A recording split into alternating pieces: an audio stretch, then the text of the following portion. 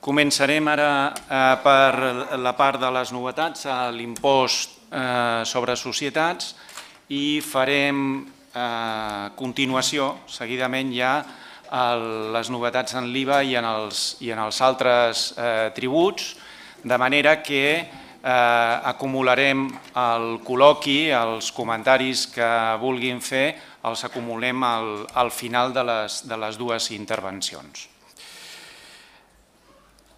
Bé, com saben, en la reforma tributària de 2015 s'aprova una nova llei de l'impost sobre societats en la que destaquen, entre altres canvis normatius, la simplificació de les taules d'amortització, les novetats en matèria de deduïbilitat de les pèrdues per deteriorament, els coeficients d'actualització monetària, les noves reserves de capitalització empresarial i la reserva d'anivellament i la reducció dels tipus de gravamen i de les deduccions de la quota.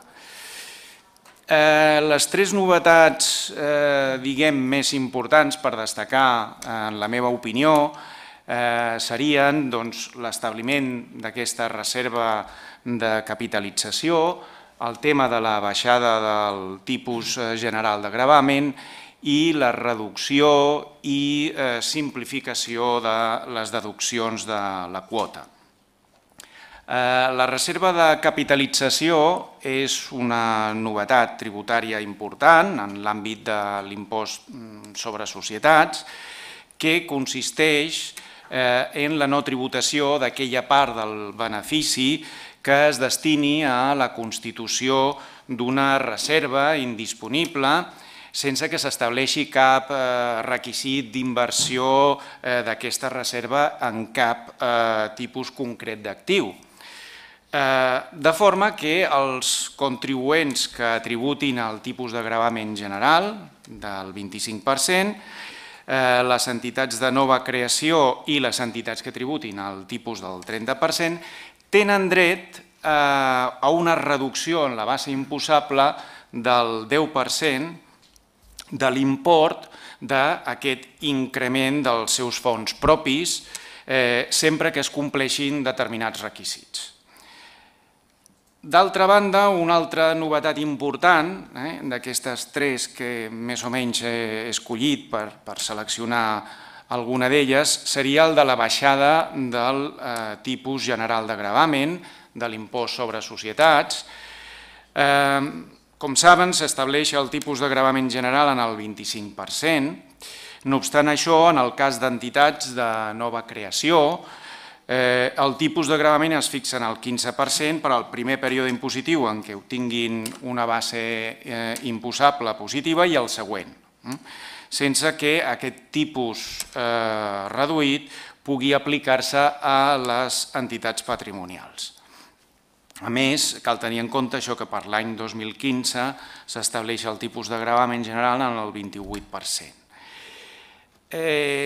Finalment, destacaria la important reducció i simplificació de les deduccions de la quota de l'impost sobre societats.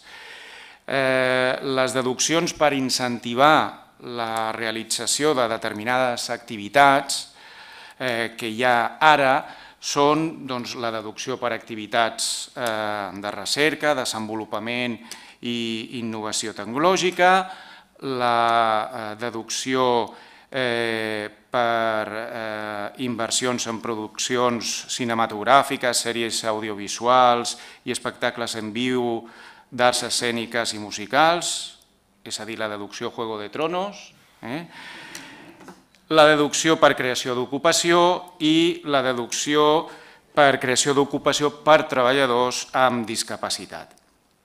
Bé, amb aquesta simplificació i reducció de deduccions de la quota caldrà veure si aquesta aproximació del tipus efectiu amb el tipus nominal per mitjà d'aquesta reducció de deduccions contribueix o no a una fiscalitat més justa i més raonable de les petites i mitjanes empreses davant de l'aplicable a les grans empreses, que és una de les justificacions o del fonament d'aquesta simplificació i reducció de les deduccions de la quota. En fi, jo no m'estendré més. De totes aquestes qüestions i moltes més, en relació amb la nova llei de l'impost sobre societats, ens parlarà el nostre ponent, que és el Bernat Descarrega Román.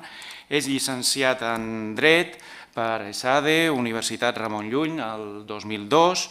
Des de l'any 2008 és funcionari del Cos Superior d'Inspectors d'Hisenda de l'Estat i actualment és cap d'equip regional d'inspecció a Barcelona, a l'Agència Estatal d'Administració Tributària. I a més, des de ja fa temps, és professor consultor del màster universitari de fiscalitat d'aquesta universitat, de la UOC. Doncs moltes gràcies, Bernat, i quan vulguis. Bon dia a tothom i benvinguts, i moltes gràcies al Rafa i a la UOC per deixar-nos estar aquí i donar la nostra visió de les novetats, en aquest cas de societats. Com li passava al Josep Maria, he preparat l'exposició en castellà, així que quan abans canviï serà millor. En impuestos sobre sociedades, a diferencia de lo que ocurría en el IRPF, tenemos una nueva ley. En el IRPF teníamos una ley que introducía modificaciones en la ley 35/2006, como acabamos de ver. En el impuesto sobre sociedades, la ley 27/2014 lo que hace es derogar el Real Decreto Legislativo 4/2004 que teníamos en vigor hasta el momento, el texto refundido, con las ventajas e inconvenientes que eso supone. Por un lado, un nuevo articulado. Lo que antes eran operaciones vinculadas al artículo 16, pues ahora pasan hasta el 18, los gastos no deducibles están al 14 al 15, bueno, aprenderse los nuevos artículos, digamos, y en algunos casos una nueva redacción, aunque la redacción se parece bastante en muchos casos a la que ya había. La parte positiva es que a la hora de leerse las novedades, bueno, al menos es una opinión personal, es más cómodo leerse una nueva ley que una ley que modifica otra anterior, que acaba siendo un aburrimiento cuando te empiezan a poner el artículo 23 en el apartado tercero queda redactado de la siguiente manera y tienes que ir a la ley antigua para ver cómo está redactado, porque tú te lo lees y te parece que era igual que estaba redactado antes. Bueno, pues sí, porque a veces cambian pequeños matices, cambian palabras, donde ponía entes patrimoniales, ahora es administraciones públicas. Bueno, pues te había pasado desapercibido esto. Aquí tenemos una nueva ley, hay que leérsela entera y, bueno, mejor o peor, pero en todo caso. Lo que digo, tenemos la ley 27/2014 y en este año, en el 2015, se aprobó el reglamento del impuesto, que es el Real Decreto 634 del 2015. ¿De acuerdo? He separado la exposición. Como acabamos de ver con José María, si quisiera explicar todas las novedades, bueno, probablemente tenemos que hacer una jornada específica solo del impuesto sobre sociedades, como haríamos otra de renta y otra de IVA, no es posible. Entonces intentaremos hacer explicar las principales novedades y el objetivo es que queden claras las principales novedades sin perjuicio de que todas ellas permitirían entrar a profundizar mucho más, pero bueno, por cuestiones de tiempo pues tampoco se podrá. La distribución que he hecho, que espero que sea más o menos clara, son estas. En primer lugar, veremos brevemente, porque es una cuestión muy rápida, las novedades que se han producido en cuanto al hecho imponible y a los contribuyentes, que como ya hemos dicho, se introduce un nuevo sujeto pasivo, que es las sociedades civiles de carácter mercantil. El principal bloque de novedades lo veremos en las medidas que afectan a la base imponible, veremos cómo se han modificado el nivel de amortizaciones, de deterioros de valor, las novedades en operaciones vinculadas, en compensación de bases imponibles negativos, lo iremos viendo. Tipo de gravamen, ya lo ha avanzado un poco Rafa, cuáles son las novedades, esto va a ser rápido, es aprenderse los nuevos tipos y ya está. Haremos una visión de cuál es el tratamiento de la doble imposición, cómo queda regulado, los artículos 21, 31 y 32, la exención y deducción de doble imposición, cuáles son las novedades que se producen. Y en cuanto a incentivos fiscales, veremos, como decía Rafa, las principales que son la reserva de capitalización y la reserva de nivelación y bueno, cómo quedan el resto de deducciones. Un último apartado, si queda tiempo, será regímenes especiales, si no, pues nos lo saltaremos porque tampoco no es muy importante y la idea es que Rafa pueda hacer algo de IVA, porque si no nos lo vamos a ir comiendo el tiempo y no... Vale, empezamos en cuanto al hecho imponible contribuyentes. Señalar brevemente que se define en el artículo 5 a partir de ahora qué es actividad económica. En el texto refundido no se hacía referencia a qué era actividad económica, no es un cambio circunstancial, básicamente porque lo que hace la ley es coger la definición que ya teníamos en IRPF, que actividad económica es la ordenación por cuenta propia de los medios de producción y recursos humanos para intervenir en el mercado. Bueno, pues es lo mismo, simplemente se define ahora en el impuesto sobre sociedades. En cuanto a arrendamiento de inmuebles, como también ya ha avanzado antes José María, antes se requería para que el arrendamiento de inmuebles fuera actividad económica la caseta y el perro. Bueno, pues ahora se suprime la necesidad de la caseta. Digamos que únicamente con que se tenga persona, sí, es muy poco técnico, ya lo sé. La idea es que si hay una persona con contrato laboral y a jornada completa, es suficiente para entender que la actividad de alquiler es una actividad económica. Y en cuanto al grupo de sociedades, simplemente señalar que se predica o se exige la existencia de actividad económica respecto a la totalidad del grupo, ¿vale? Que todo el grupo de sociedades en su conjunto desarrolle una actividad económica. Segunda cuestión, en el artículo 5.2 se define entidad patrimonial.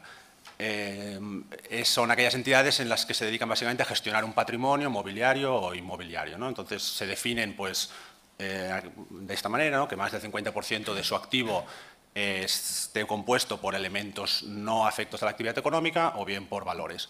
Y, bueno, yo creo que no hace falta entrar, bueno, por eso se puede mirar en el artículo 5.2, se excluyen determinados valores, los que sean por obligaciones legales y reglamentarias, los que incorporen derechos de crédito. Hay determinadas exclusiones de valores que no se computan a efectos de este 50% del activo, ¿de acuerdo? Y la consecuencia de esto la iremos viendo algunos aspectos del resto de exposición, cuáles son las consecuencias de la entidad patrimonial. La principal es que no se pueden beneficiar de los incentivos que afectan a las empresas de reducida dimensión, ¿no? Pero bueno, también veremos que las entidades de tenencia de valores tampoco se pueden constituir como, no pueden tener carácter de entidad patrimonial. Bueno, afecta algunas consecuencias que en algunas las iremos viendo a lo largo de la exposición, ¿de acuerdo?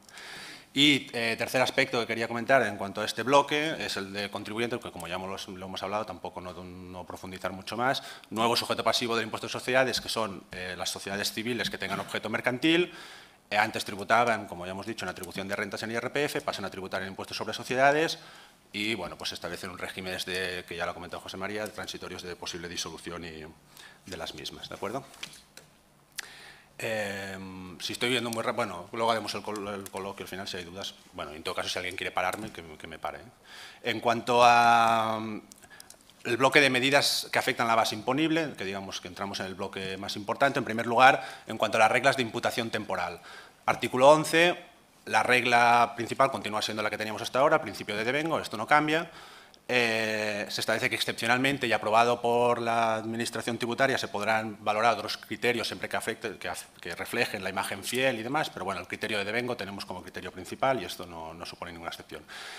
Se prevé la necesidad, como ya preveía el texto refundido, que esté contablemente inscrito un gasto para que fiscalmente sea deducible y antes, si os acordáis, simplemente se establecía como excepción los supuestos de libertad de amortización, aunque la realidad es que los casos de amortización acelerada también se excepcionaban, pero bueno, en el artículo de imputación temporal, antes era el 19, no se establecía como excepción la amortización acelerada. Bueno, aunque técnicamente ya se establecía, ahora pasa a establecerse expresamente que es una excepción a este principio de inscripción contable, tanto la amortización acelerada como la libertad de amortización, que queda igual.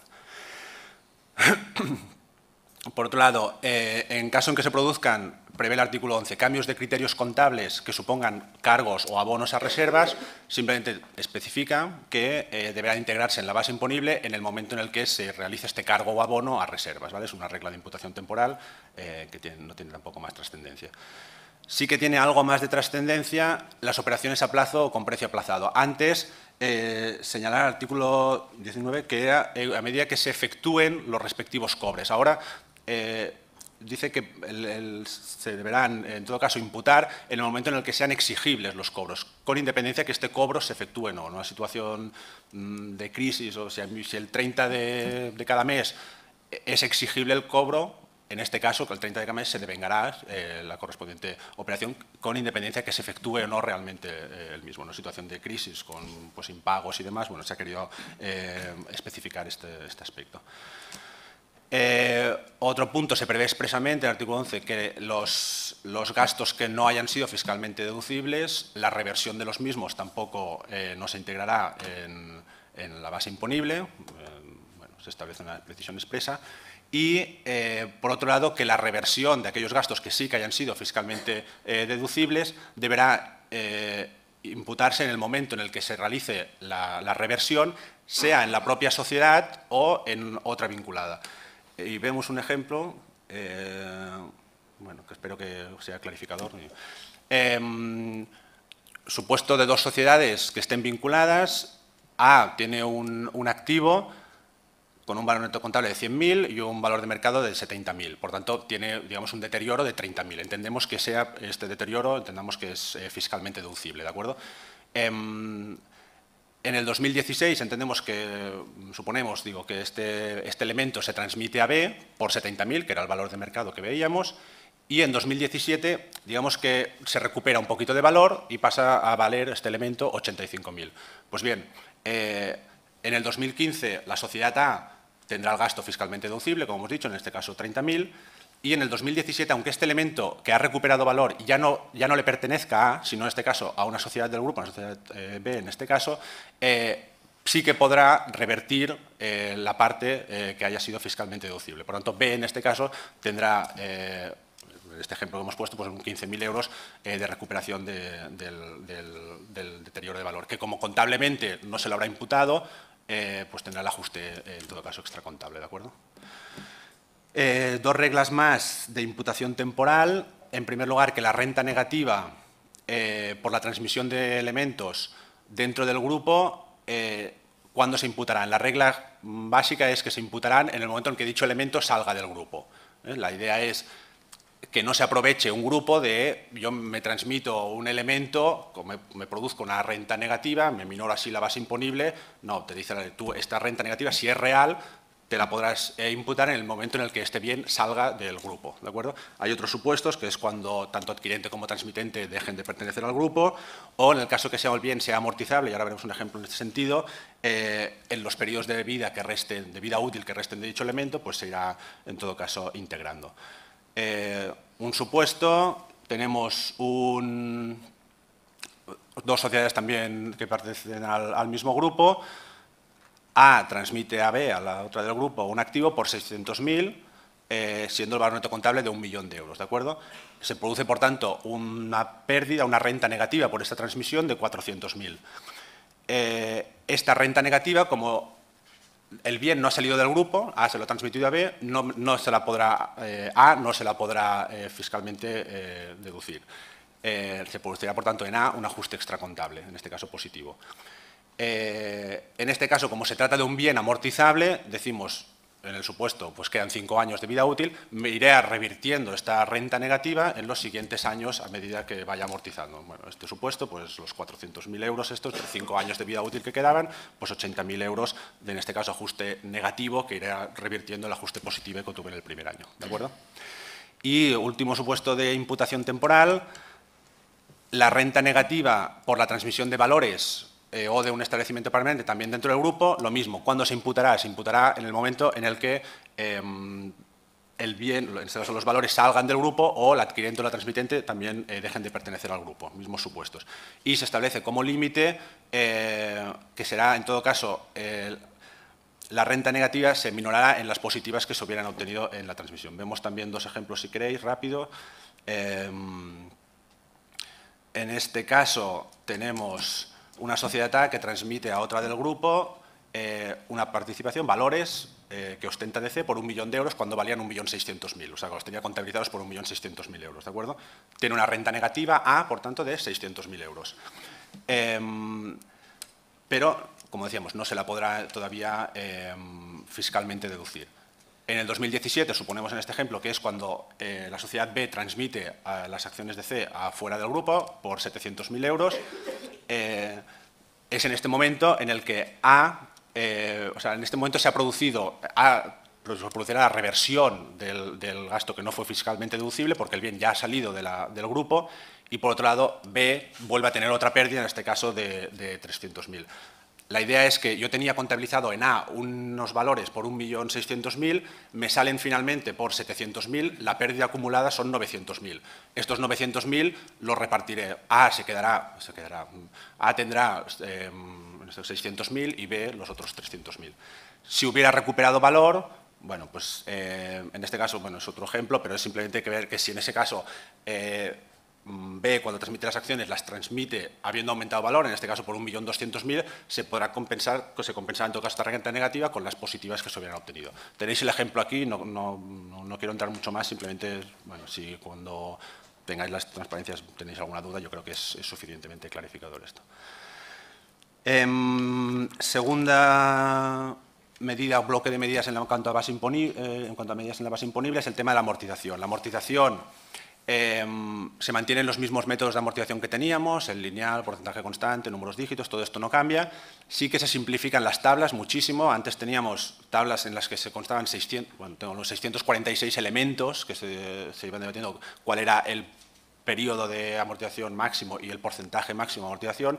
Esto pasa a reducirse a 33 elementos, por lo tanto la reducción es importante, y pasa a regularse en la ley, cuando antes lo teníamos regulado en el reglamento, ¿de acuerdo? Señalar simplemente que en la disposición transitoria se prevé qué pasa con aquellos bienes. Si yo tengo una maquinaria que antes me decía el reglamento anterior que amortizaba en 10 años y ahora me dice que las maquinarias en la ley nueva pues amortizarán 7,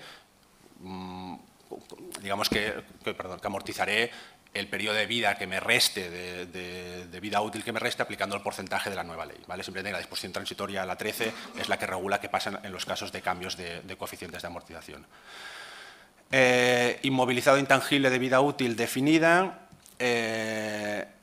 señalar que se amortiza, pone la ley atendiendo a la misma, antes preveía 10 años y aquí no lo he puesto, se me ha olvidado, en todo caso pone que se amortizará atendiendo a la misma y con el límite pone de la 20ª parte de su importe, o sea, en caso de que no se pueda definir, en caso de que no se pueda estimar esta vida útil, en todo caso será en la 20ª parte, digamos, con el límite de la 20ª parte, o sea, el 5%.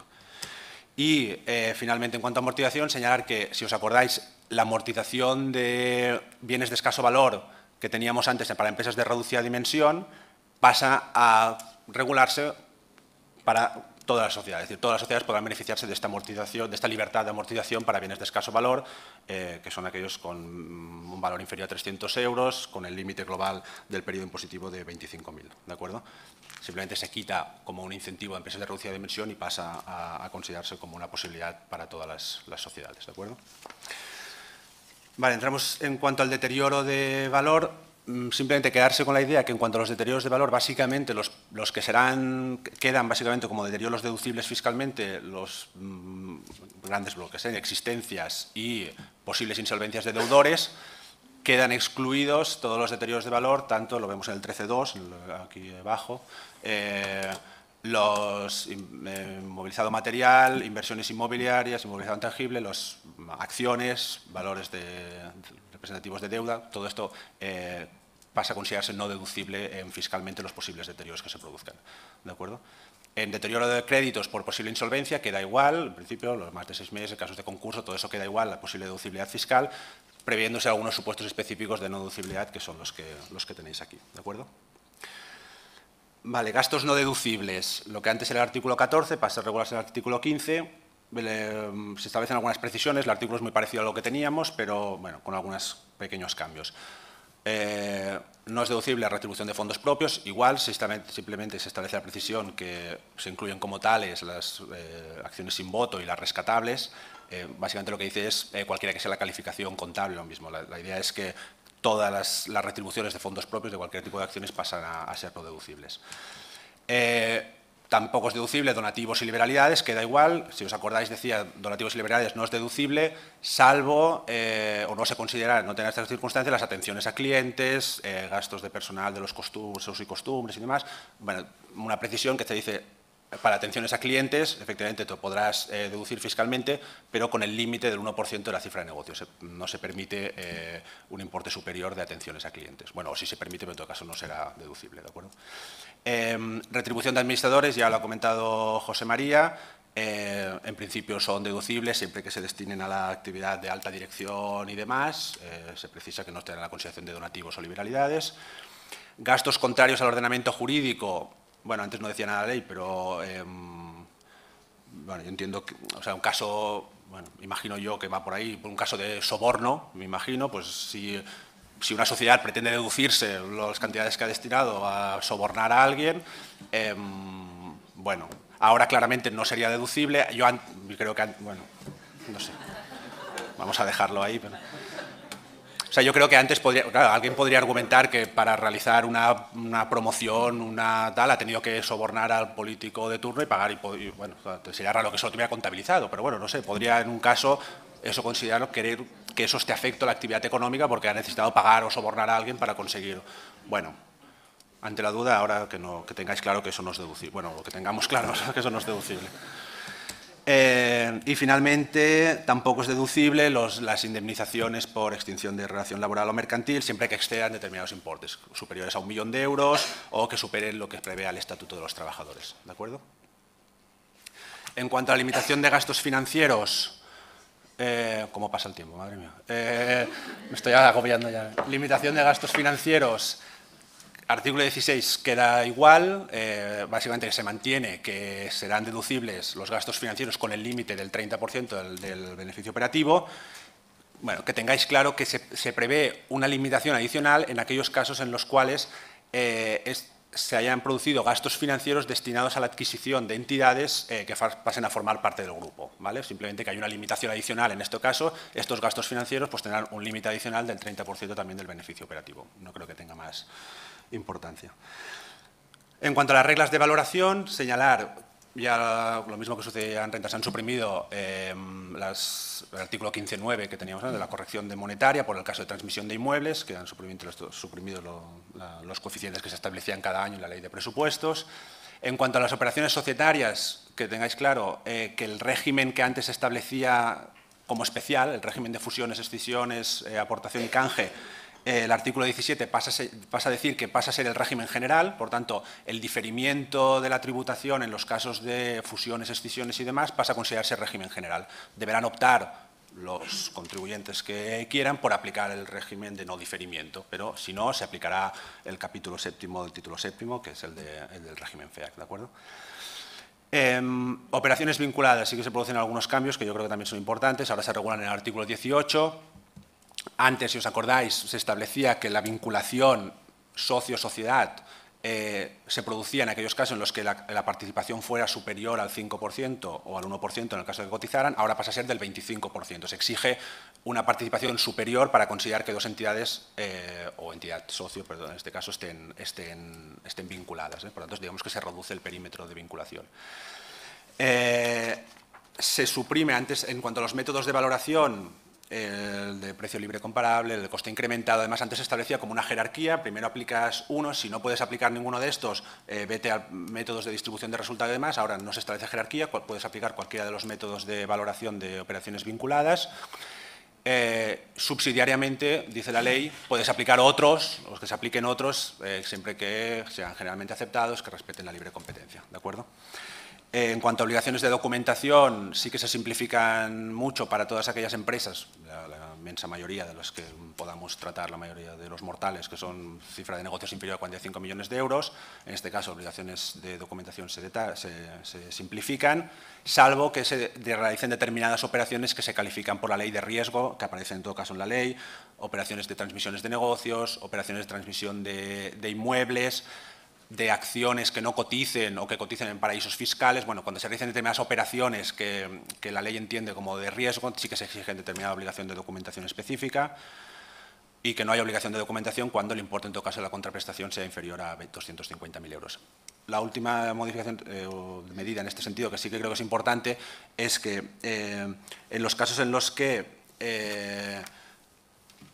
se establecía el artículo 16 del reglamento anterior, que te decía que se podrá entender, en el caso de sociedades patrimoniales, se podrá entender que la valoración que han hecho de la retribución del socio es valor de mercado, siempre que, entre otros requisitos, esta retribución fuera del 85% del resultado previo obtenido por la sociedad. Bien, ahora te dice que baja, digamos, la cuantía, baja al 75%, ¿no? Por tanto, resultado de una sociedad profesional es de 100.000, si la retribución de todos los socios profesionales es de 75.000, digamos que se puede entender que los socios profesionales están retribuidos a valor de mercado. Antes, digamos, se exigía el 85.000.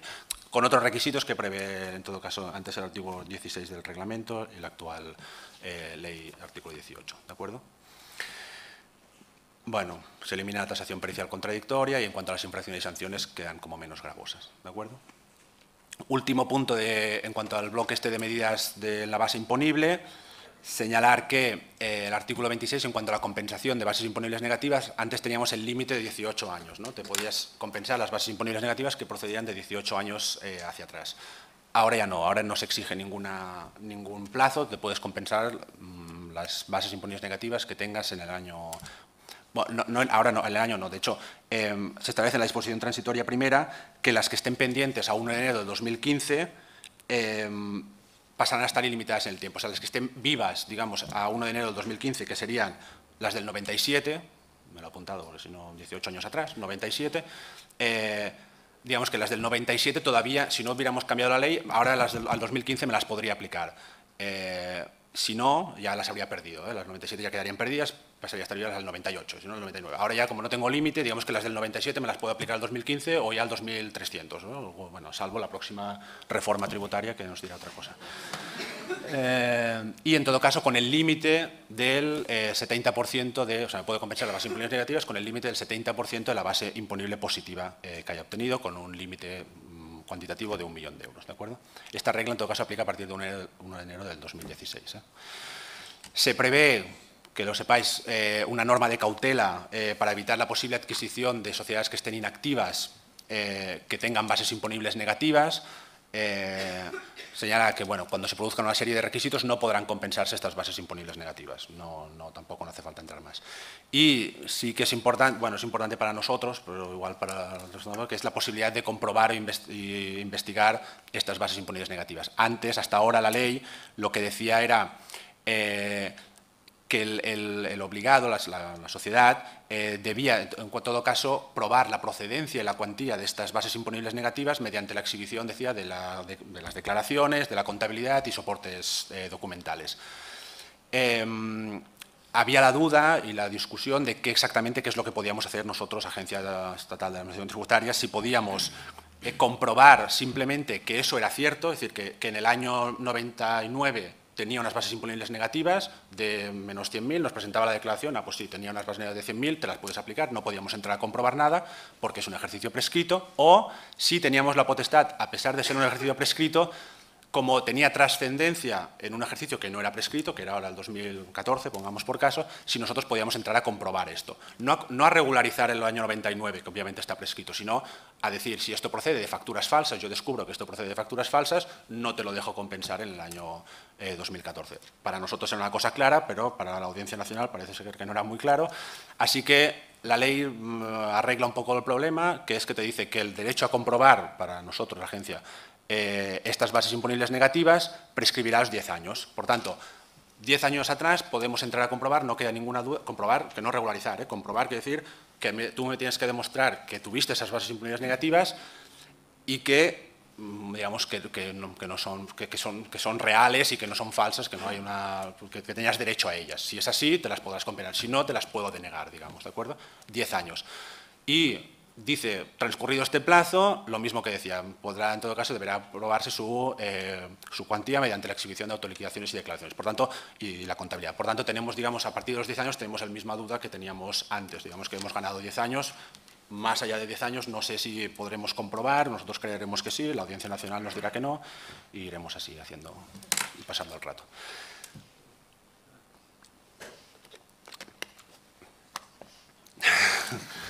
El tipo de gravamen. Aquí, bueno, esto rápido, es aprenderse los nuevos tipos, como ha comentado Rafa. En general, pasamos del 30 al 25%, determinadas entidades que se quedan en el 30, que son entidades de crédito, hidrocarburos, muy concretas. Las pymes pasan a, o sea, se quita, digamos, la tarifa esta reducida que tenían hasta ahora, pasan también a tributar como al tipo general, al 25%. Las micropymes, las de cifra de negocios inferiores a 5 millones de euros también, al 25, aquí todos al 25, todo homogeneizamos tipos de gravamen y queda así como específico los de la nueva Constitución, que sí que quedan, las que se creen a partir de ahora, que quedan tributándose en todo caso al 15, se excluyen específicamente, otros supuestos, las entidades patrimoniales, los que os decía antes del artículo 5.2, entidades patrimoniales. Estas, aunque se constituyan ahora, no tributan al tipo general, 25%, no al reducido. Y el resto de entidades quedan igual, instituciones de inversión colectiva al 1%, las cooperativas, resultado cooperativo y extracooperativo cada uno a su tipo, todo el resto queda igual. Digamos, lo principal es que pasamos al 25% de tributación en las sociedades con carácter general. Vale, entramos en el cuarto bloque, creo que es el de doble imposición, ¿de acuerdo? La idea de los cambios que se han producido es equiparar la regulación que se establecía para entidades residentes, no residentes en este caso, con la de entidades residentes y prever un régimen general de exención para las participaciones que se consideren significativas. ¿Qué teníamos hasta entonces? Para recordar, teníamos artículo 21, que decía que están exentas los dividendos y rentas, o sea, las plusvalías que se produzcan de fuente extranjera, siempre que se exigían dos requisitos, más del 5% y que se poseyeran durante más de un año, ¿de acuerdo? Y por otro lado teníamos un régimen de deducción, artículo 30, interna, que era del 50% y podía ampliarse al 100% en el caso que efectivamente estos dividendos o estas plusvalías procedieran de entidades en las que se poseyera más de un 5% o se poseyeran durante más de un año. ¿Cómo queda? Esto es lo que teníamos hasta ahora en el texto refundido. ¿Cómo queda ahora? En primer lugar, se establece un régimen de exención, exención de dividendos. Los dividendos quedan exentos siempre que se participe en la sociedad que reparte dividendos en más de un 5%, mantiene la misma regla, o te dice en el caso que el valor de adquisición de dichas acciones sea superior a 20 millones de euros. Si tengo el 4% de una sociedad, pero las acciones me han costado más de 20 millones de euros, los dividendos estarán exentos. Y se mantiene en todo caso la regla de que se haya poseído estas acciones ininterrumpidamente durante más de un año o, en todo caso, que se tengan con posterioridad durante el tiempo necesario para cumplir este plazo. ¿De acuerdo? Y este régimen de exención afecta tanto a las procedentes de las participaciones de identidades residentes como de no residentes. ¿Vale? En el caso de no residentes te dice específicamente que sí que se exige que procedan de un país en el que la tributación sea como mínimo del 10%, ¿de acuerdo? Es decir, que no proceda de un paraíso fiscal, básicamente, si proceden países con convenio para evitar la doble imposición sea suficiente. Hay un supuesto, me voy un poco para adelante, luego vuelvo para atrás. Esto de aquí ya es lo que se exige tributar al mínimo al 10%. Si yo considero una sociedad que tengo el 15% de una sociedad no residente que tiene un tipo de tributación inferior al 10%, pero esta a su vez tiene una participación en otra no residente que sí que tributa al mínimo al 10%, sí que tendré derecho a la exención de los dividendos que procedan, o sea, A tendrá derecho a la exención de los dividendos de la NR1 que procedan de la NR2. O sea, como yo, A, tengo una participación indirecta superior al 5%, más de un año suponemos, en NR2, en este caso pues el 15% también indirectamente de NR2, los dividendos que procedan de NR2 a NR1 y de NR1 a mí, digamos que yo sí que tendré derecho a la exención respecto de estos, ¿vale? Me voy para atrás. Te dice también el artículo 21 que si más del 70% de los ingresos de la entidad participada, en este supuesto de B, proceden a su vez de dividendos o de plusvalías de otras entidades suyas, C o D, si más del 70% de sus ingresos proceden de dividendos o plusvalías, se requiere para que yo me pueda aplicar esta exención que participe también indirectamente en más de un 5% o en C o en D. Es decir, en este supuesto, los dividendos, o sea, A cumple el requisito respecto de D, porque tiene más de un 5% en D, indirectamente, por tanto, los dividendos de B que procedan de D, sí que yo me los podré, yo sociedad A, me los podré aplicar la exención. En cambio, los dividendos, la parte de dividendos que proceda de C, dado que yo indirectamente no tengo más de un 5%, no cumplo este requisito, por tanto, no me los podré aplicar la exención. Espero que esté quedando claro. Bueno, y esto se aplica en aquellos casos en los que es decir, si B prueba que no se ha aplicado a ella ninguna exención ni deducción por doble imposición internacional, entonces sí que me lo podré yo aplicar, A sí que me lo podré aplicar. Estos son aquellos casos en los que B sí que se aplica la exención con la idea de no aplicar la exención dos veces, ¿de acuerdo? Lo mismo que he explicado hasta ahora para los dividendos afecta a las plusvalías, a las rentas derivadas de transmisión de entidades de acciones en participadas, ¿de acuerdo? Mismos requisitos, 5%, más de 20 millones y demás. En caso de valores homogéneos, que está exenta la renta positiva que exceda la negativa, esto tampoco cambia. En sociedades patrimoniales, otro supuesto específico, es que no está exenta aquella parte de la plusvalía que te dice que proceda de beneficios no distribuidos. Supuesto muy tonto, pero si yo transmito una entidad patrimonial que a mí me genera un beneficio, digamos, de 7.000 euros, no tengo derecho a la exención de estos 7.000 euros, sino que en el caso de que tenga beneficios no distribuidos la entidad patrimonial de 4.000 euros, únicamente estos 4.000 euros serán los que están exentos, no el resto. Y finalmente, lo que es lógico y normal, que es que si procede de paraísos fiscales, pues no podrá aplicar la exención ni de los dividendos ni de plusvalías, ¿vale? Esto en cuanto a la exención. En cuanto a la deducción, se regula en el artículo 31 y 32, tenemos la doble imposición, la deducción por doble imposición internacional, tanto la jurídica como la económica. Jurídica, aquellos casos en los que un contribuyente tiene rentas en el extranjero que han tributado, contribuyente español con rentas en el extranjero que han tributado, la regla es la misma que teníamos hasta ahora, ¿vale? Me puedo deducir la menor de las dos, o la que tribute allí o la que resultaría de aplicar la cuota aquí en España, ¿de acuerdo? La novedad es que si yo finalmente me aplico el impuesto que pagaría en España, la parte del exceso sobre la parte del impuesto que pagué en el extranjero tiene la consideración de gasto deducible. Y esto que es así muy tal, en un ejemplo yo creo que es más claro, si el impuesto extranjero fueron 300 euros y en España la cuota son 200, me deduzco la menor, 200. Me dice ahora la norma, la diferencia, los 100 de diferencia, minoran la base imponible, son gasto, en todo caso, fiscalmente deducible, ¿de acuerdo?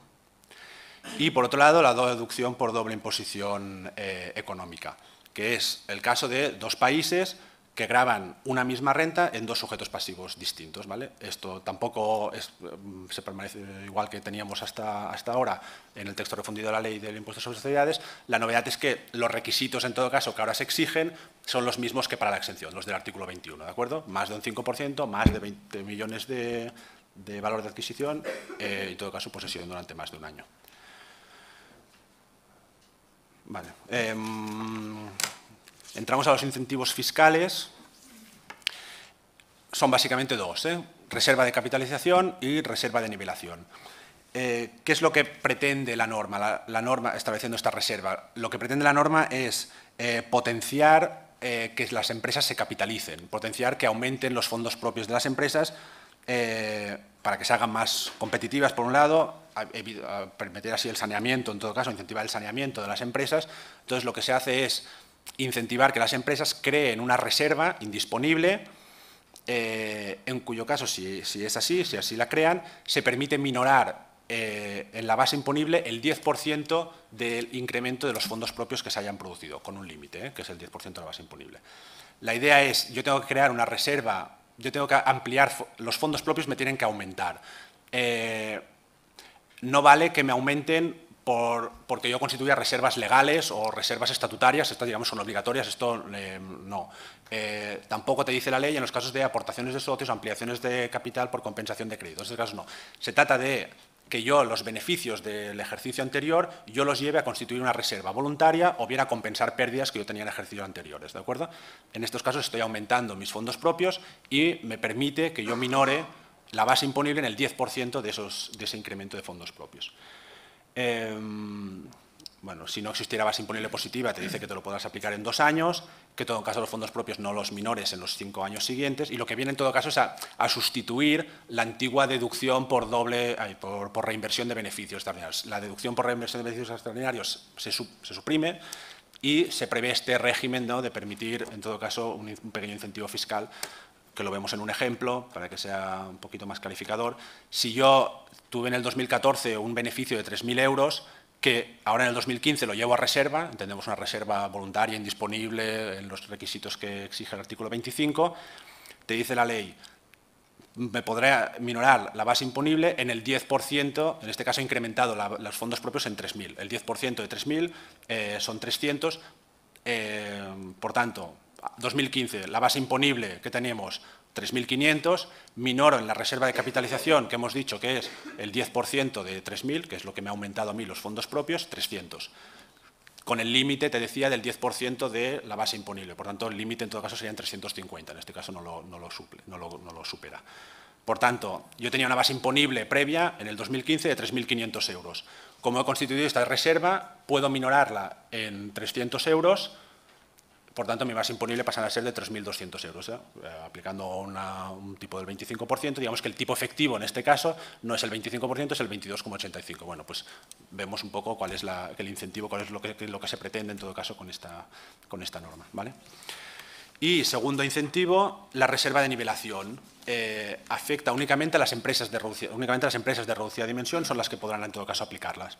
Y lo que supone básicamente es un diferimiento. Lo que hace la ley es permite que en el caso de que se cree una reserva que llama de nivelación, se minorará el 10% de la base imponible, podrá minorarse, ¿de acuerdo? Con el límite en todo caso de 1 millón de euros. Y lo que dice es que esta reserva o esta cantidad te la podrás compensar en el caso que tú tengas bases imponibles negativas en el futuro, te las compensarás con las bases imponibles negativas del futuro en los próximos 5 años. Digamos que no generarás, ahora lo veremos un ejemplo, pero si yo tengo una base imponible negativa ahora de 300 euros, lo compenso con la reserva que tenía del año anterior, que yo creé, la reserva de nivelación, y me quedo a cero. Digamos que no genero una base imponible negativa, digamos que la compenso, ¿vale? Si no genero bases imponibles negativas, porque las cosas me van muy bien, pues lo que haré es en el 5.º año tendré que adicionar esta reserva, por eso digo que lo que hace es un diferimiento, ¿eh? Lo que te dice es no tributes ahora, pero en condiciones normales, no tributes sobre el 10% que creas esta reserva, en los 5 años, si no generas bases imponibles negativas, en todo caso tendrás que adicionarla, ¿de acuerdo? También lo vemos en un ejemplo, una sociedad que obtiene una base imponible de 200.000 euros, antes no tributaría, sí, una empresa de reducida dimensión, al 25%, 50.000 y ahí se quedaba, ¿vale? Tras la reforma, ¿qué te dice?